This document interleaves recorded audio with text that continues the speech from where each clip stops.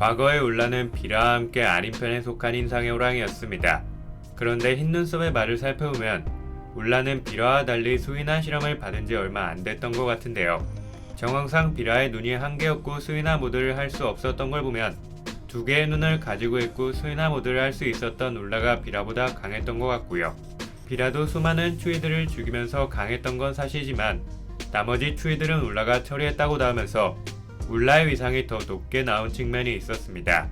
그런데 이 둘의 상태가 좋지 않다고 하면서 아린의 실험도 완벽하다고 볼 순 없었죠.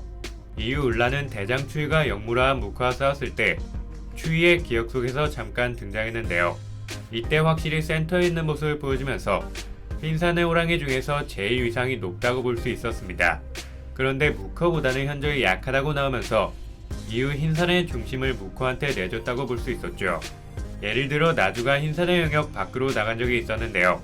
이때 울라는 어떻게 해야 할지 망설이다가 결국 나가는 걸 포기했습니다. 그런데 무커는 흰산 밖으로 나가서 나주를 되찾아왔고요. 이를 통해 확실히 흰산의 실세는 무커로 바뀌었다는 걸 짐작할 수 있었습니다. 이후 울라는 누군가한테 죽었는지 죽은 다음 일영의 시로 부활해서 다시 등장했는데요. 이게 좀 찜찜한 떡밥이었다고 보면 됩니다. 분명히 울라는 아린 측에 속한 호랑이였기 때문에 일영의 시가 돼서 굳이 일영을 위해 활동할 이유가 없었고요. 일영의 제안을 거절하고 죽음을 맞이하면 생을 끝낼 수 있었습니다. 만약 적과 손을 잡아서라도 생명을 연장하고 싶었다면 울라가 일영의 말을 잘 들어서야 되는데요. 울라는 일영의 행동을 막고 돌발 행동을 했고요. 일영은 울라의 돌발 행동에 화를 냈었습니다. 실제로 울라가 공격한 상구는 살아있는 모습을 보여줬고요. 울라는 또다시 일영한테 의심을 받기도 했었죠. 그러고 나서 일영이 울라한테 상군을 확실히 죽이라고 말했을 때 울라는 상군을 연민의 표정으로 바라본 장면이 나왔고요. 또다시 일영의 명령이 떨어지기도 전에 행동하면서 제대로 통제되지 않는 모습을 보여줬습니다. 이후 상군의 시체가 어디론가 사라졌다고 하면서 울라가 개입했을 가능성도 배제하고 생각할 순 없었죠. 울라의 단독 행동은 계속 진행됐습니다. 아랑사를 찾아오라는 일영의 명령을 받은 울라는 왕태를 처치하기는커녕 오히려 왕태가 도망칠 수 있게 도와줬고요. 아랑사가 들어있는 망태기가 물에 휩쓸려 가니까 굉장히 당황하는 표정을 지으면서 허겁지겁 달려갔습니다. 그런데 울라도 일영의 시가 되었기 때문에 더 이상 흰산에 들어가선 안 되는 처지였고요.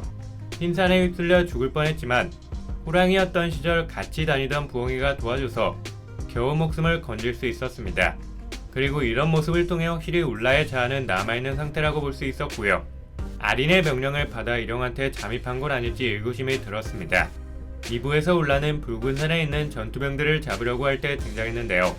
일영이 없을 때 또다시 일영의 시를 공격하면서 단독 행동을 펼쳤고요. 일영의 시와의 대결에서 압도하는 모습을 보여주면서 여전히 예전처럼 강하다고 볼 수 있었습니다. 참고로 일영의 시가 변종들보다 강했다는 걸 감안하면 울라의 실력은 변종과 비교해도 탑이라고 볼 수 있었죠. 그런데 천하의 울라도 추위한테는 역부족이었고요. 추위와 일영이 싸우는 도중에 당했다가 일영이 다른 시의 명을 회수해서 살려줬습니다. 그래서 울라는 아직 살아있다고 보면 되고요. 앞으로 일영 몰래 어떤 단독 행동을 할지 주목하면서 보면 좋을 것 같습니다. 감사합니다.